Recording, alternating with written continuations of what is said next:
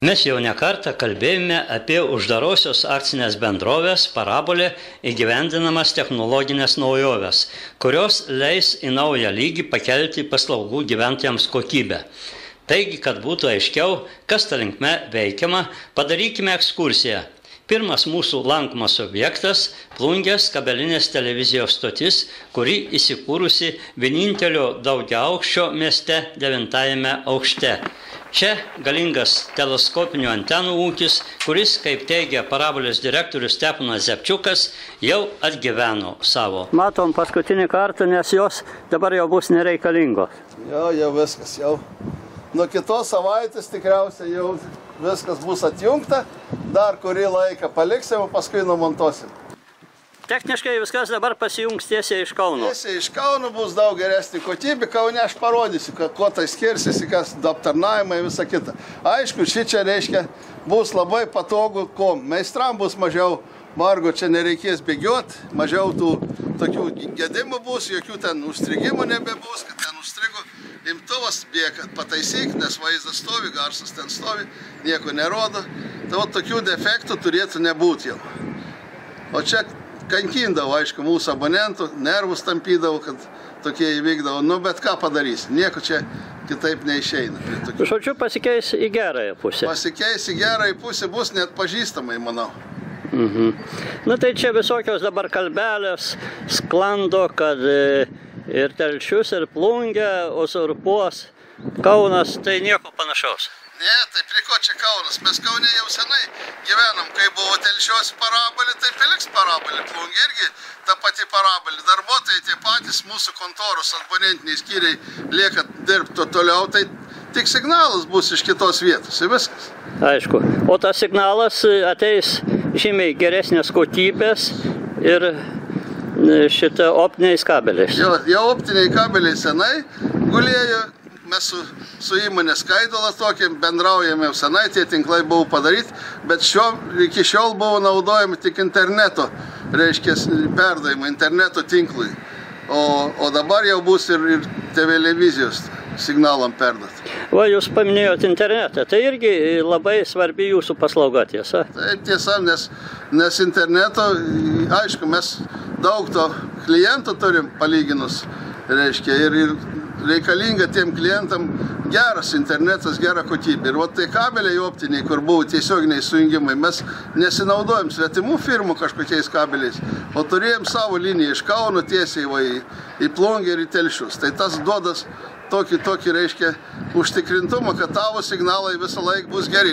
Ir mažai priklausomi bus nuo kitų. Ir mažai priklausomi, aišku, būti visiškai nepriklausoms, nes turi savo liniją tiesiogiai. Nei tau kas nors gali sutrukdyti, nei užimti, nei kažką tai padaryti.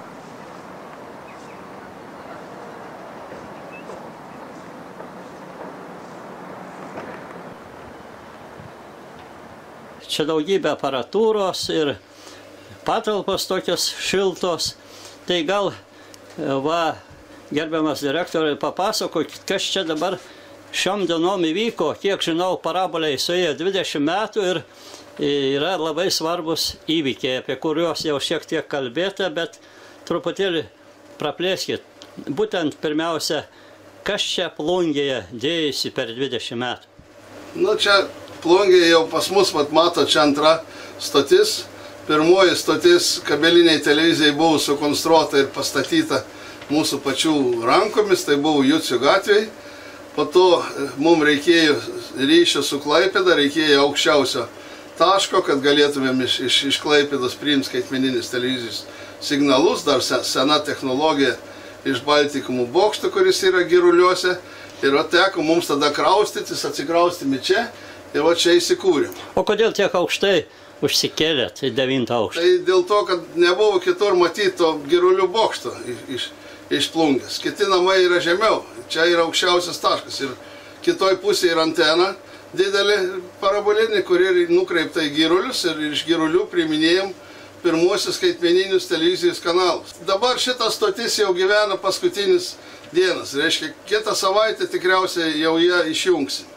Tai norėčiau biškį supažindinti su tos stoties struktūra, kas čia per stotis, kad žmonės galėtų įsivaizduoti, ką mes dabar turėjom ir prie ko mes einam sakysim, šiandien dieną, kad prijungiam prie Kauno stoties. Matot, ta stotis sudaryta iš įvairių blokų, čia, sakysim, čia stovi Teros gamybos kabelinės televizijos stoties blokai, reiškia moduliatoriai, čia imtuvai visokie, palidovinės televizijos, visi imtuvai ir šitą apačioj visą tą techniką reikia, kad nuo elektros trumpų išjungimų būtų nenutrūktų transliacijai, stovi specialūs blokai su baterijom, akumuliatoriais ir jeigu ten kažkiek tai trumpai išsijungia elektrą čia, nu tai šitie blokai dar ten 5-10 minučių palaiko stoties darbingumą. Jeigu jau toliau įsijungia elektrą, tai toliau ten kampe yra generatorius, didžiulis jau turi ateiti tarnybą ir toj vietoje yra nepatogu. Na, kam tokia stotis galinga buvo reikalinga? Kuriems? Tai tokia stotis reikalinga tam, kad reikėjo daug kanalų transliuoti ir kad būtų gera kokybė to signalo. Bet tas dalykas nepigiai kainuoja. Vat sakysim, vien šitą aparatūrą kažkur yra galingumas, jos suvalgomas vien elektros, apie 2 kW galingumas imamas. Ir dar jau tos technologijos turbūt paseno. Tos technologijos paseno, jinai kas yra? Jinai, sakysim, neturi valdymo internetu. Kiekvieną dalyką norėdamas ateiti imtuvą kažką pareguliuoti, turi ateiti vietą ir čia reguliuoti. Dabartinė technika leidžia visą tą dalyką nuotolį daryti, sakysim, ar aš būčiau Plungėje, ar aš Kaune, ar aš kur nors namuose, ar kur pliaže, aš galiu prisijungti prie tos savo stoties, sakysim, būdamas administratorium, ir ten reikiamus padaryti nustatymus arba kontrolę. Tai ką dabar šitą seną stotį keičiat naują? Šitą seną stotį iš vis atjungsim ir prijungiam laidus, jau tos savo prijungsim Plungės tinklą prie stoties, kuri yra Kaune. Ir vėliau mes parodysim kokia tai yra nauda. Na tai va, kokių susidurdavot problemų čia aptarnaudami tą seną techniką?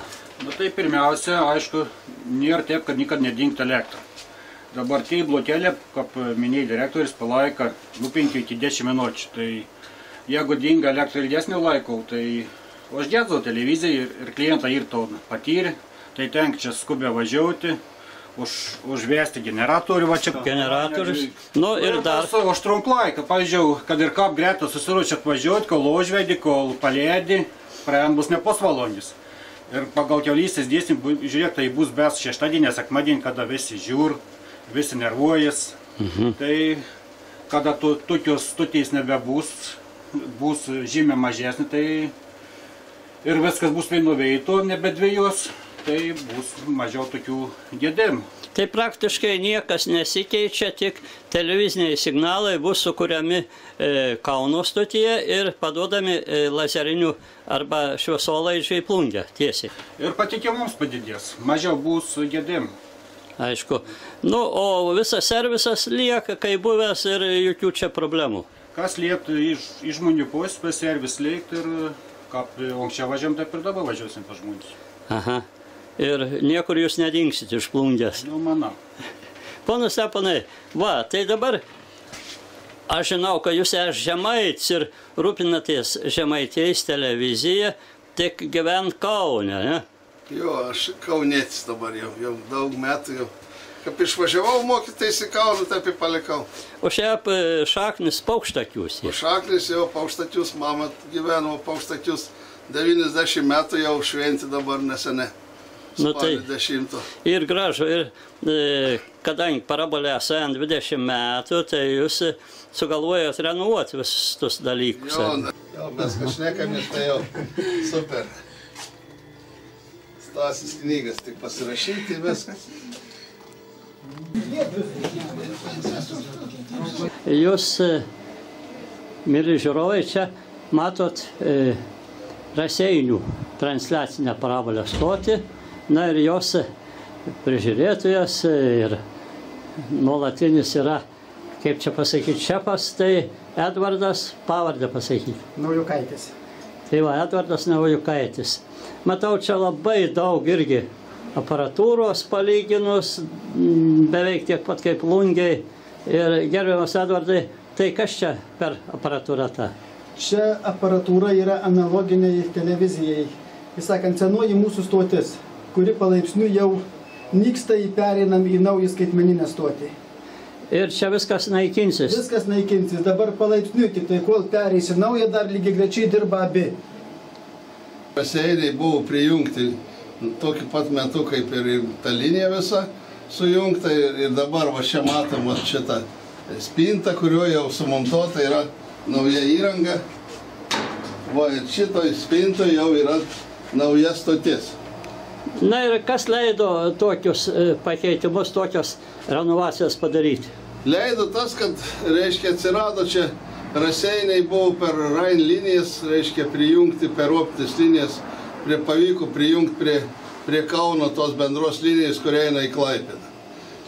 Va, tas pagrindinis ir motyvas ir yra, kad atsirado linija, kuri turi savo optiką, savo optinės skaidulas ir vat leidžia prijungti tas stotis. Raseiniai tai iš vis buvo ta stotis tokia gan senai daryta, dar 97 metais, po to po biškį keitėm, bet pats tinklas irgi turėjo mažų pralaidumų, dabar jau didžiulių pralaidumų tinklas pastatytas, jau nemažai namų turi tą naują tinklą ir iš tos naujos stoties maitinas, reiškia, gauna signalus, o ta senoji stotis maitina seną tinklą, kuris toj sparčiai bus pakeistas irgi naujais kabeliais, optiniais kabeliais ir vat, tos senos stoties irgi tos dienos jau yra, kaip sakant, į pabaigą. Edvardai, ar bus tamsai patogiau ir lengviau, kai nauja technika stos rikiuoti? Nu tai bus daug patogiau.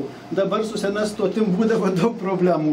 Užeina, kai sakant, apsninga lėkštės ant stogo, reikia jas nuvalyti lipti. Užeina debesys, uždengia palidovus, vėl dingsta signalai. O dabar skaitmeniniai signalai ateis tiesiai iš Kauno ir tokių problemų tikrai jau nebus. Ir kokybė turbūt geresnė? Kokybė daug geresnė, nes ateina jau šviesolaidžių viskas. Va, žodžiu, gyventojų laukia geri tokie dalykai. Taip jau. Ačiū Jums. Output 18,9, tai visai neblogai. Input, nėra tas labai geras, bet nėra ir blogas, labai toks vidutinis input signalas. Dabar šitos įrangos, šita dalis nenaudojama, matyta, rezervinė. Rezervinė. Kad čia raudonai šviečia. Rezervas ten. Jo. O kada galvojat perjungti tą stotį į naują? Ką galvojam, tai šiais metais nespėsim visą tinklą pastatyti, bet galvoju kažkur jau pavasarį, Velykom, ko gero bus pabaigta jau su Raseiniu. Visas tinklas bus modernizuotas, seno tinklo jau neliks.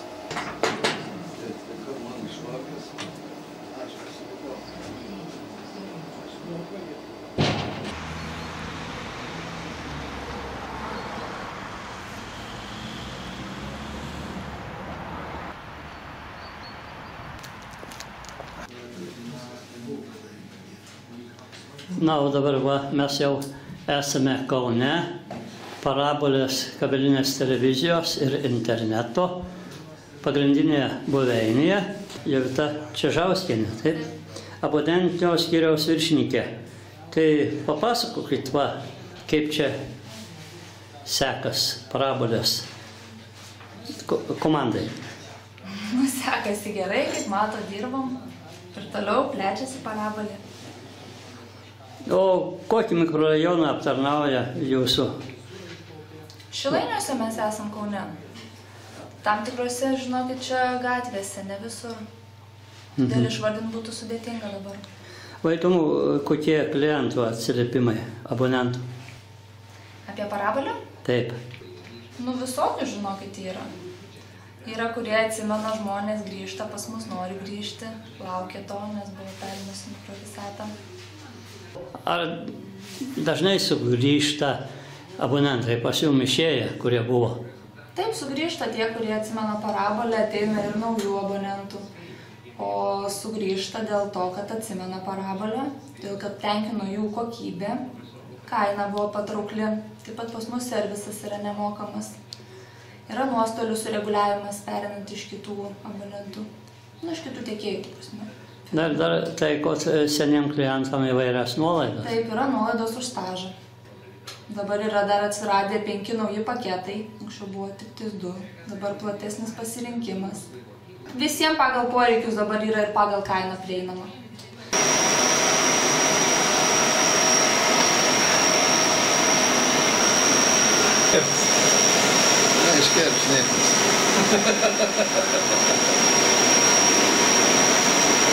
Esam kabelinės televizijos parabolė Kauno stoty, kur suformuojami visi televizijos paketai.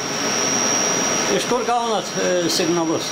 Signalus gaunam iš palidovo, taip pat gaunam internetu iš Baltikomo ir iš NTT. Tai jau lėkščių nebereik. Keletą lėkščių dar turim. Signalą gaunat iš pirmų, kaip sakoma, rankų. Taip, praktiškai iš studijų. Labai kokybiškai ir švarų. Tikrai taip. Na, o šitą stotis, ar senai stojo rikiuoti ant pasų? Nu, jinai lipdoma po truputį jau porą metų. Šitie prietaisai ir suformuoja visą televiziją.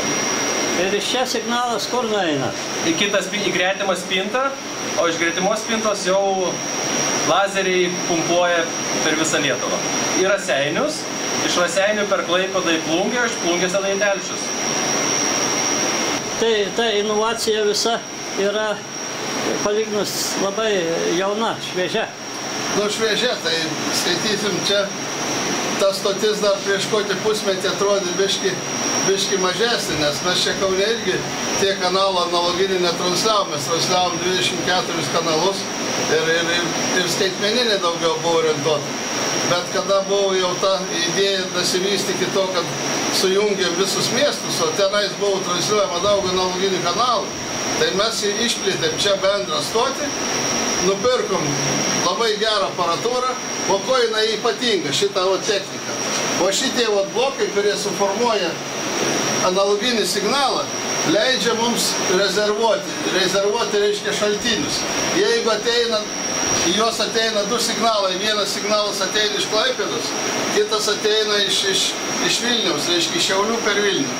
Ir jeigu vienoj stoty kažnors avarija ar dėl kokių nors priežasčių signalus nutrūko, automatiškai tą pačią sekundę įsijungia kita stotis ir žiūrovas net nepastebės to nutrūkimo. O anksčiau, kai buvo atskiros stotis, tai jei signalas... Anksčiau, tai jeigu buvo atskiros stotis, tai, sakysim, debesis užėjo, ar kas pasidarė, ar apsnigo antenos ir viskas. Ir nebelieka to signalų, jau turi laukti, kol kad pasikeis oras, ar ten kas tas lėkštes nuvalys, šito jau dalyko nebėra. Plius dar mes ką esame įsprendę, reiškia, šitoj stoty labai yra atkreiptas dėmesys į daug įdėtą energijos ir pinigų, kad rezervuot maitinimą. Tai yra, pas mus iš šitas spintas ateina maitinimas iš 2 elektros pastočių. Daleiskim, jeigu būtų remontas vienoj pastotį, ar ten kas nors gedimas avarija, tai automatiškai visa elektros ūkis persijungia prie kito mikrorajono pastoties. O čia yra dar plius visas jungiklis, jeigu aplamai elektros nebus. Tai šitas akumuliatoriai esantis ten spintai. Taip. Akumuliatoriai esantis ten spintoje apačioj. Tai dar 5 valandas palaikys energiją, dar nieks nenutrūks. Bet jeigu jau daugiau negu 5 valandas, sakysim, kažkas atsitiks. Tai čia yra permetimas jungiklis, kuris įjungia generatorių. Jau tada išorinį maitinimą ir tada, reiškia, pas mus įjungiami generatoriai ir va tokiu būdu elektros energijos, reiškia, tam nutrūkimą mes labai daug dėmesio skiriam. Žodžiu, esat apsidraudę kaip operaciniai? Jo, mes apsidraudę, čia gali būti ir operaciniai. Niekada šiandien nebus taip, kad nebus be maitinimo, be elektros. Va, nu, žodžiu, daug padaryta kokybės atžvilgiu, labai daug. Taip, čia yra daug padaryta ir va šitą spintą, sakysim, bet kiek čia optinių kabelių matos, va čia yra pagrindinio ryšio spinta, kur išeina link Klaipėdos, link Raseinių, ta kryptim visi signalai čia suformuojami. Čia, o čia jau yra perdavimo siųstuvas ir važiuoja jisai jau signalas gatavas suformuotas. Iki pat Žemaitijos? Iki pat Žemaitijos. Na, o kodėl būtent ta stotis Kaune? Kokios priežastys? Ta stotis Kaune, kadangi čia yra pats mūsų inžinierių branduolys, aš čia pats esu, aš pats, kaip sakant, tos visos variklis ir visiems man čia patogiau, kad čia būtų viskas Kaune, ne Žemaitijai kažkur nutolę, kur užtenka meistrų turėti, bet ir čia yra, kaip sakant, didelis miestas, mes čia 10 metų buvom išėję, nedirbom, dabar sugrįžom ir su nauja jėga ir visą tą dalyką ir darom. Tuo labiau, kadangi dabar atsirado galimybė permesti signalus lazeriniais kabeliais labai dideliais atstumais. Taip, tai dabar yra visai kiti variantai. Anksčiau tai koksialinė linija vos mikrorajoną ar ten miesto teritoriją galėjai įvaldyti, kaip sakant, apimta. Dabar jau su koksialais viskas baigta, viskas. Jau visur eina optiniai kabeliai, kurie gali tęstis, kai mūsų atveju, virš 300 km. Filmavimą tęsiu parabolės direktoriaus kabinete. Na ir štai ant stalo aš matau žemėlapį. Kas jame yra pavaizduota, sakykit? Nu tai tame žemėlapyje galim pasižiūrėti, kokį kelią mūsų signalas nueina, kad pasiekti vartotojai, reiškia Plungiai, pasiekti Telšius. Tai yra Kaunas ir iš Kauno šito greitkelį mūsų važiuoja iki Raseinių, užeina į Raseinius. Čia signalas apdorojimas Raseiniam pasiima savo dalį ir važiuoja toliau. Va čionais, o per Gargždus atvažiuoja į Klaipėdą. Čia yra Omnitelio bokšte konteinerį yra sumontuota aparatūra, o dar vasarą ten filmavau, kad ten Sanūku važiavau, montavau pats tą aparatūrą. Na ir va šito keliu link Kretingos, link tos, reiškia, nuvažiuoja į Plungę. Plungė yra vėl sustiprinamas, pasišakoja į Plungę signalai ir va Šiaulių keliu nuvažiuoja į Telšius. O šitas visas atstumas yra virš 300 km atstumas. Tai čia perdodant šviesolaidžių reikėjo įveikti kai kurios techninius barjerus. Čia barjerai didžiuliai, nes faktiškai jeigu imsim Europos patyrimą, tai mes galėjom nueiti kažkur tai, toliausiai kažkur čia, toj vietoj turėtų visą liniją ir baigtis. Vat iki Kryžkelnių, iki Viduklės, vat kažkur tai viskas. Va čia turėjo baigtis linija pagal Europos šiandieninę patirtį. Kaip jau minėjau anksčiau, ten buvau sakęs, kad reiškia, kad vokiečiai šiandien dienai dirba su linija, kurios ilgis 200 km. Tai 200 km baigtųsi šičia. O čia yra dabar daroma visi tyrimai, kaip perduot signalą optinių kabelių televizinį, išreiškia 200 km liniją. O mūsų signalai eina dar šičia 77 km ir čia dar 37. Čia ne atstumai keliu važiuojant, o čia optinio kabelio atstumai. Na, o šiaip visumoji. Gal čia kitų vyrų paklausiu, kurie čia sėdi. Gerbiamas Geraldai, kiek prireikia laiko, kad nuo paprastų kabelių būtų pereita prie šviesolaidžio? Kaip minėjau, reiškia, prireikė maždaug nuo 2008 metų iki šios dienos, kad mes pilnai realizuotume, kaip sako, tą savo sumanimą. Kaip Steponas pasakojo. Aha, ir dabar jau pilnai galima sakyti. Taip, jau dabar pilnai. Tik tai užbaigiam Plungę ir Raseinius. Dar nėra perjungta, bet čia yra grinai, kaip pasakyti, procedūrinis dalykas.